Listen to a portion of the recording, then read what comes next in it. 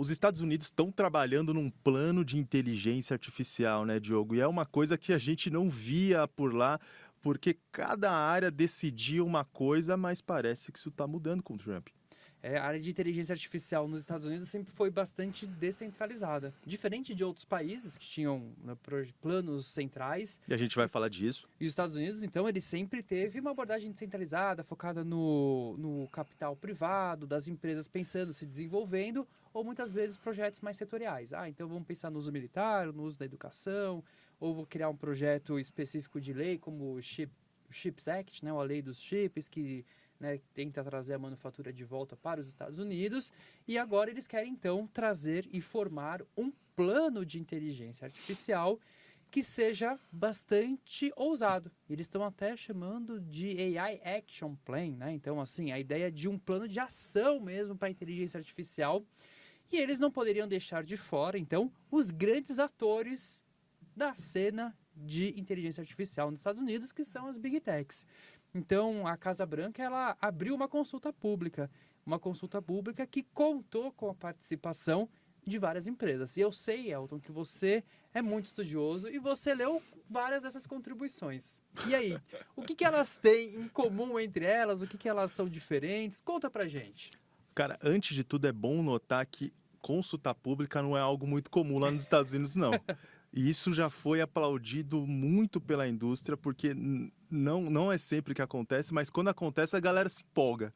Sabe quantas contribuições foram feitas? Quantas? Mais de 8.800, cara. 8.800 contribuições. 8.800. E acho que é importante lembrar que não é necessariamente contribuição só de empresas. Eles não chamaram só as Big Techs, né? Falaram, vocês podem contribuir. Não, era uma chamada e participou think tanks, institutos de pesquisas também. Sim. É como funciona uma consulta pública aqui no Brasil. Uhum. Se o Zé da padaria quiser contribuir e mandar, ainda que seja no papel de pão, o órgão público é obrigado a receber aquilo e levar para as considerações finais. Se vai fazer alguma diferença ou não, aí são outras. Mas, obviamente, a gente considerou as Big Techs nessa análise porque são elas que estão na liderança, na ponta dessa discussão sobre IA. E também é importante a gente notar quais são os interesses por trás dessas contribuições. Um dos exercícios mais legais de fazer quando tem consulta pública é pegar o material final e comparar com as contribuições das empresas e ver o que cada uma delas, de alguma forma, influenciou no texto final. Para isso dá para usar o ChatGPT. Opa, dá para usar o ChatGPT. E falando no ChatGPT, tem alguma coisa comum entre as várias contribuições das empresas. A gente analisou da OpenAI, que é do ChatGPT, do Google, da Meta, da Microsoft e da Anthropic. Todas elas, de alguma forma, pediram para aumentar a capacidade energética, porque, afinal, os data centers, onde estão as inteligências artificiais, dependem da energia. Elas também pediram para regular o fluxo de chips para outros países, a gente vai contar as nuances em cada uma delas, e também elas pediram para explorar maneiras da IA melhorar a capacidade do governo. Está todo mundo interessado em colocar o seu próprio modelo de inteligência artificial em alguma parte do governo. Outras coisas também que elas, curiosamente, foram muito perspicazes e muito similares nas propostas, foi que todas elas querem não ser responsáveis. É que todas elas não querem ser responsáveis pelo que a IA fizer. Ou seja, se você usar o ChatGPT em algum momento para criar um vírus que vai disparar uma pandemia, a culpa não é da OpenAI. A culpa é de quem usou, de quem fez. É claro. Então, querendo se eximar de culpa, Sim. de responsabilidades. Elas também indicaram leis sobre as quais elas não querem estar sujeitas, obviamente, e elas também miraram contra os direitos autorais, ou seja, todo mundo quer usar dados com direito autoral sem ter que, obviamente, remunerar os proprietários desses donos. Mas vamos começar? Vamos começar. Vamos analisar então por empresas isso daqui. Pega uma. Eu vou pegar o OpenAI. OpenAI? Porque aqui tá na moda aí, foi aqui que criou o ChatGPT, inaugurou essa era da inteligência artificial generativa, então vamos começar por ela. Boa escolha. Boa escolha. A OpenAI começou reclamando que tem lei demais. Tem lei demais, vamos organizar esse negócio aí. Citou que tem 700 leis ou projetos de lei nos Estados Unidos. Tem muitas estaduais, né? Muito estadual, muitas coisas setoriais também. É difícil demais lidar com tudo isso.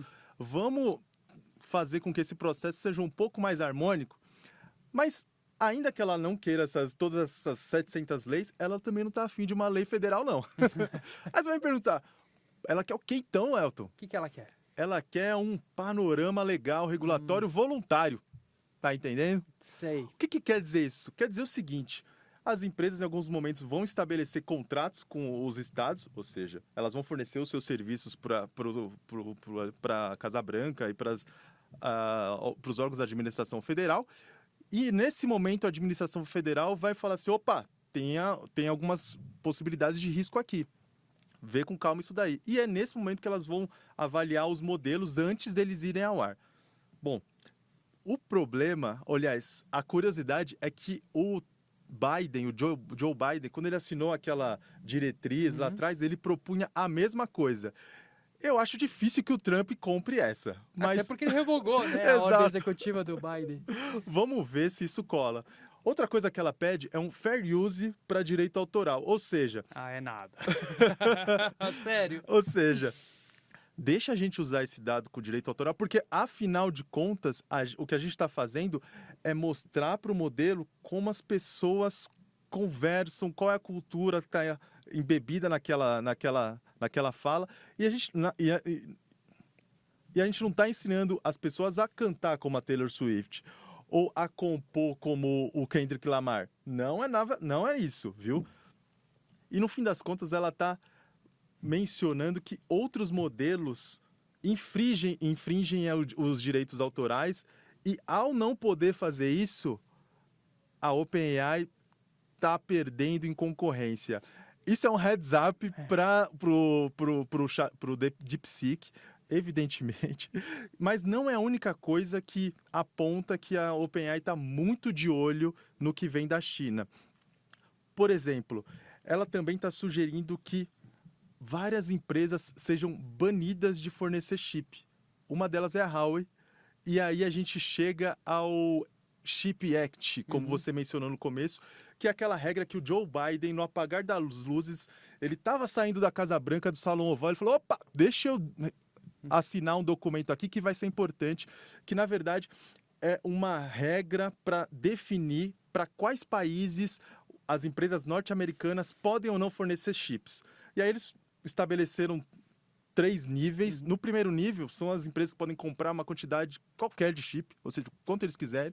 No segundo nível, tem um certo limite, e é nesse nível que o Brasil está. E no terceiro, é aquele nível que não fornece para país nenhum. Não é mesmo? Aqui tá Rússia, China e Coreia do Norte. Exato. E algum outro país que eu não lembro, mas esses três. Exato. E o que a OpenAI quer é ampliar os países que estão nesse primeiro nível, ou seja, que podem comprar quaisquer chips. E é mais ou menos esse é o escopo do que a OpenAI está sugerindo para o governo americano. Fala outra empresa aí. Vamos da parceira, a grande parceira da OpenAI, que é a Microsoft. A Microsoft, basicamente, sugere a mesma coisa para direitos autorais, mas a Microsoft sugere mais ou menos a mesma coisa para direitos autorais, mas o ponto mais interessante da contribuição dela é nesse sentido da difusão de chips. E aí, aqui ela sugere a seguinte jogadinha. Ela diz que não precisa ter tanta restrição assim, ou seja, países que estão nesse segundo nível, que tem uma quantidade limitada de compra, não precisam ter uma restrição tão grande, libera geral para todo mundo, mas tem um porém, Diogo. E é aí que está aquele negócio do diabo morar nos detalhes.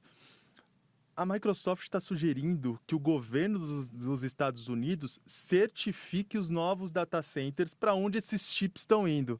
Ah, entendi. Então quer dizer que a Microsoft, que é uma das líderes em computação em nuvem, tá falando, ó, pode ir para esses países a GPU, desde que seja para data centers específicos, é isso? Exato.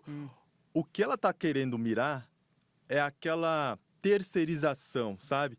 Que algumas empresas compram chips no Oriente Médio ou no Sudeste Asiático, instalam data centers e elas não perguntam muito para quem elas vão vender essa capacidade. Ok, é uma justificativa válida, mas a contribuição dela não mira apenas esses países e pode vir a, por exemplo, valer para países como o Brasil. Não tem nenhuma restrição lá na contribuição dela.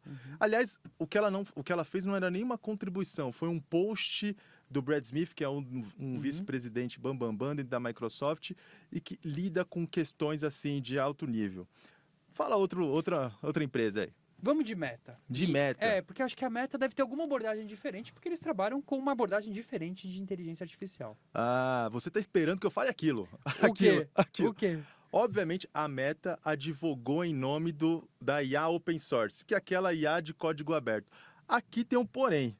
E eu vou deixar você falar o porém aí, porque muita gente acha que o que a Meta faz não é tão open source assim.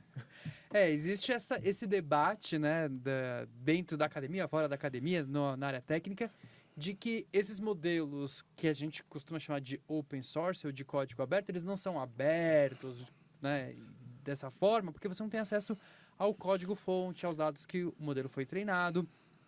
O que você tem acesso é o modelo já treinado, ou seja, você faz o download do modelo, você consegue customizar o modelo, você consegue adicionar mais dados, mas você não sabe exatamente como ele foi treinado, você não sabe exatamente quais dados foram utilizados. Então, muita gente chama isso de open weights, que seria, na verdade, não é o código aberto, mas é os pesos do modelo, a inteligência do modelo ali que é aberto. Eu prefiro, para simplificar, modelo aberto.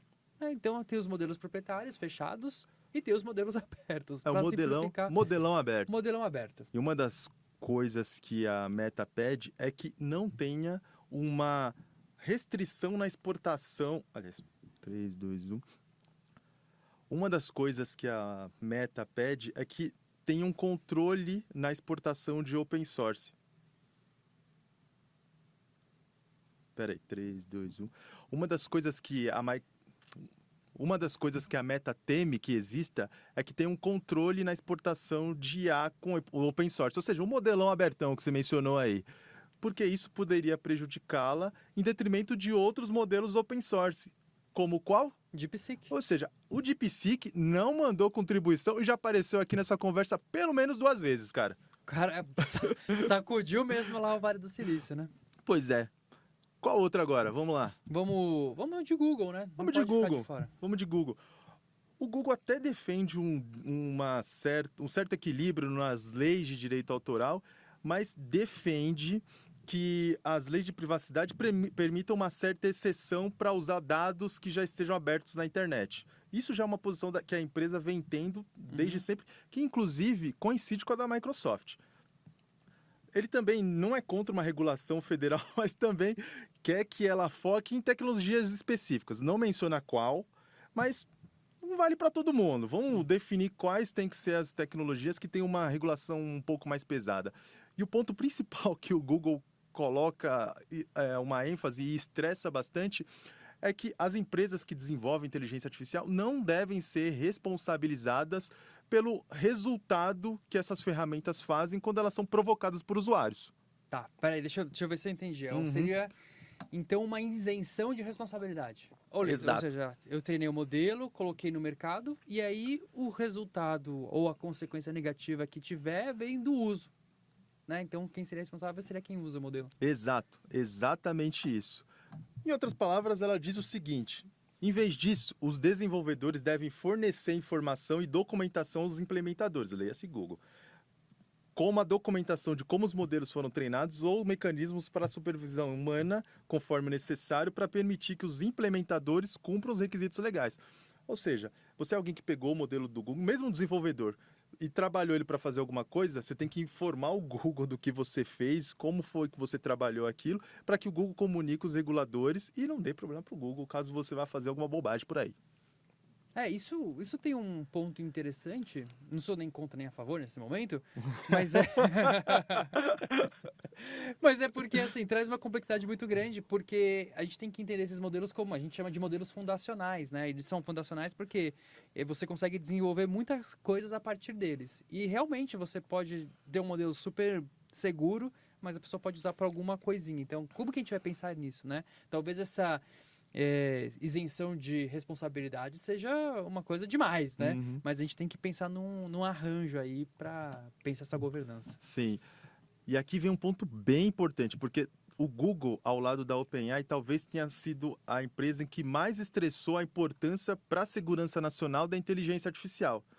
Inclusive, ele sugeriu que a Casa Branca entre em campo quando tiver uma lei de outro país que peça para compartilhar segredos comerciais e diz que só o país nativo daquela empresa tem que ser o responsável por analisar os modelos feitos pelaquela empresa. Ou seja, Casa Branca, se for para analisar o meu modelo, o Só modelão você. do Gemini, é só você.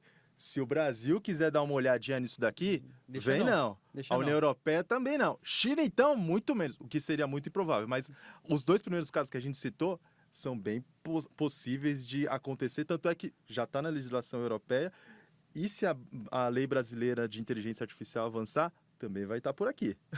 Vamos pensar numa outra empresa agora? Vamos lá.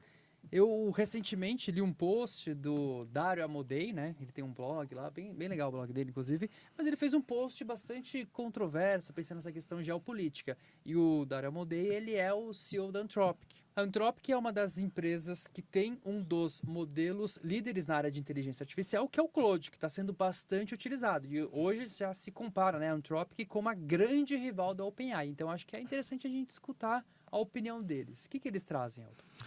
Eu tinha dito que o Google tinha estressado bastante a questão de segurança nacional. Bom, isso até a gente falar da Anthropic.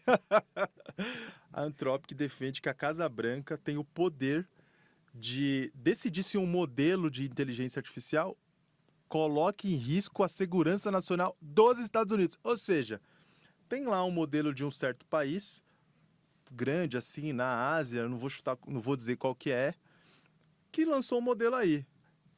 Se a sugestão da Anthropic vingar, a Casa Branca vai poder pegar esse modelo, analisar o código, ver se tem alguma coisa que coloque em risco a segurança interna ou das atividades dos Estados Unidos e falar que, ó, isso daqui afeta a nossa segurança, tá banido, vai embora, sai daqui, não vai para usar.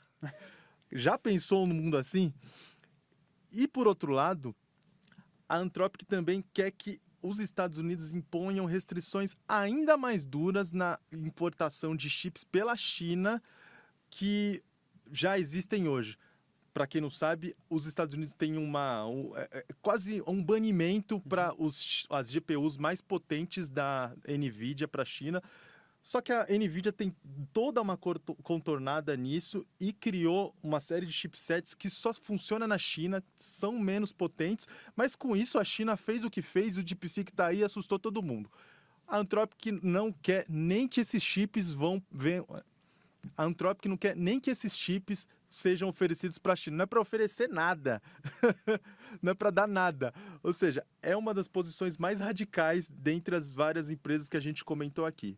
Mas, Diogo, o que dá para extrair do que a gente conversou aqui?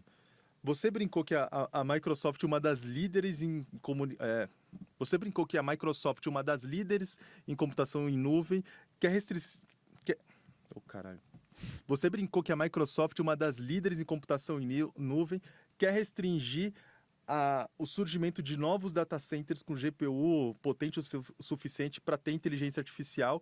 E isso, obviamente, é um interesse comercial, ao passo que o Google, que é uma empresa que também oferece serviço de computação em nuvem e, obviamente, está atrás da Microsoft, quer, de alguma forma, tirar todas as restrições à importação de chip por outros países, porque, obviamente, ela quer ampliar esse mercado em outros lugares.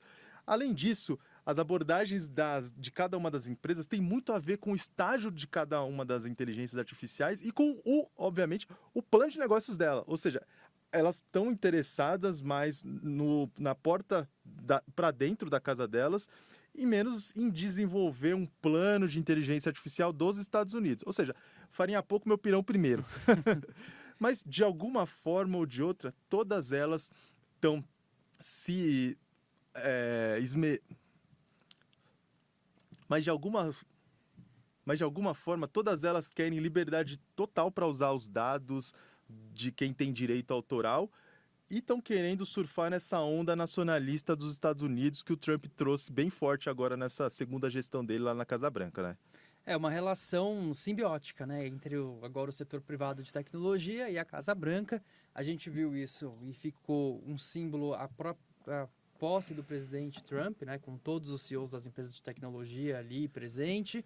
E essa simbiose ela vai avançar cada vez mais, porque as empresas vão usar o próprio governo para levar seus interesses ao redor do mundo e o governo vai servir como se fosse um escudo, né? Um escudo para essas empresas e, ao mesmo tempo, o governo pode usar essas empresas como armas, como tentáculos, né? Para estar presente em outros países. E aí eu trago alguns exemplos assim de estudos que a gente vem fazendo em relação a dados, só para a gente ter uma comparação. Por exemplo, eu fiquei abismado com esse número. Eu fiquei realmente abismado com esse número. Mas a China, por exemplo, o que ela processa de pagamentos online em um dia é equivalente ao que os Estados Unidos processa em um ano. Nossa. Eu não imaginava essa diferença. É de muito escala. Pix, hein? Nossa, é muito. Mas aí a gente olha, então a China está gerando muito mais dados, mas ela está gerando muito mais dados dentro do seu próprio contexto, dentro da China e alguns outros países. Enquanto que os Estados Unidos, ele tem esses tentáculos, né? Eles estão gerando, coletando dados do mundo todo. Então, se a gente pensar na diversidade de dados que a Meta tem, com operação em quase todos os países, é muito grande. Né? Então, a gente vê que as Big Techs também são esses tentáculos que o governo usa para estar presente em todos os outros territórios, né? Mas, Diogo, uma coisa que ficou bem claro ao ver as sugestões das várias empresas ao plano da Casa Branca de construir essa estratégia de inteligência artificial é que todas as empresas, de alguma forma, sugeriam uma força externa, uma força estrangeira, um jeito de lidar com a ameaça que vem de fora. Isso quer dizer que o jogo da inteligência artificial é global. É global. E quando a gente menciona isso, quando a gente pensa nisso, a gente está falando de uma disputa aqui bem clara entre Estados Unidos e China.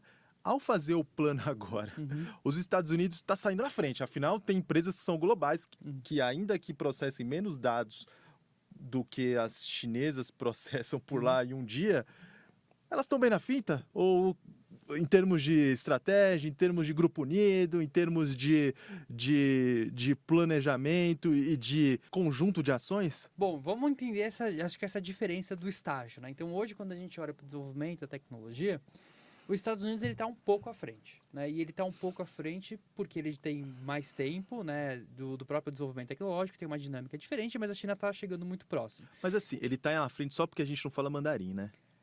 Pode ser. Mas quem disse que eu não falo? Te peguei. Não falo. Eu só uso o ChatGPT para traduzir. Mas voltando, então assim, quando a gente pensa a China, ela tá emparelhada, quase, né? E aí, uma diferença que tem entre a China e os Estados Unidos tá numa coisa muito específica que todos os planos quase tocam, que é a ideia do chip. É isso que separa é o estágio que separa os dois países hoje nesse âmbito da inteligência artificial. Por quê? Artigos científicos e inteligência artificial. Quem tem mais? China, com certeza. China. Quem tem mais citação nos artigos de inteligência artificial? China, até porque tem muito chinês, hein? Quem tem mais patentes? China. China. Então ela tem toda uma cadeia, né, de geração de conhecimento, inteligência artificial, há muito tempo. Só que ela tem um gargalo que é a infraestrutura, que é essa parte de chips. Então, ela não tem ainda uma indústria forte de litografia. Então, quando a gente está falando desses chips, só para fazer uma comparação, a gente está falando da NVIDIA, né? Então, a NVIDIA faz o design dos chips, a TSMC fabrica isso em Taiwan, e esses chips, então, a gente trabalha com tecnologias de 5, 4 nanômetros, que é a escala ali dos chips. A China não está podendo mais ter acesso nem os chips da NVIDIA e nem as máquinas que a TSMC usa, que é fabricada por uma empresa holandesa, chamada ASML, produz, né? Então, eles estão se desenvolvendo tecnologicamente, internamente, com essas máquinas de litografia, e eles chegam a 28 nanômetros, por exemplo. Por isso que, quando o Anthropic fala, corta tudo desses caras, entendeu? É tentar estrangular os caras de fome de poder computacional. Assim, vamos estrangular porque eles vão se atrasar cada vez mais. Só que a gente vê um processo de desenvolvimento da China muito rápido, né? Então, em 2017... como a gente comentou no início do episódio, a China tem um plano central desde 2017, que é o plano de ata China. E eles colocam 3 marcos: 2020, 2025 e 2030. 2020 vamos colar, vamos perder o tempo, sabe? Tipo, vamos, assim, ganhar tempo, na verdade, para tentar se aproximar dos líderes. E agora para 2025? 2025 é estar num estágio similar, que eles estão conseguindo. né? Eita. E 2030 é o que? A supremacia tecnológica. É a liderança global da inteligência artificial. Os Estados Unidos está assustado com esse negócio. Porque vem de psique, vem não sei o quê, vem um monte de coisa acontecendo. E é por isso que também, eu acho que é bem legal isso, porque quase todos esses planos, eles usam uma palavra muito específica, que é segurança nacional. Né? National Security aparece como? Se você não... Governo americano. Se você não ajudar a gente a se desenvolver, é um problema de segurança nacional. Se você não fomentar a inovação aqui, é um problema de segurança nacional. Se você, de alguma forma, não tiver exceções para os direitos autorais, o fair use, etc., é um problema de direito autoral. Ou seja, é um problema de segurança nacional. Direito autoral virou um problema de segurança nacional perante esse argumento da indústria de tecnologia. Porque eles falam, se a gente tiver que respeitar esses direitos autorais, a China não vai. E a China vai desenvolver muito mais rápido e vai ultrapassar a gente. Então, olha a narrativa que as próprias empresas constroem, o argumento que elas constroem para tentar se fortalecer cada vez mais no desenvolvimento da tecnologia. Né? E tem tudo para dar certo e para colar esse argumento. Por quê? O Trump já sinalizou que se for para desenvolver IA rápido e se for para derrubar a China, cola na minha que é sucesso. Vamos junto. Qual?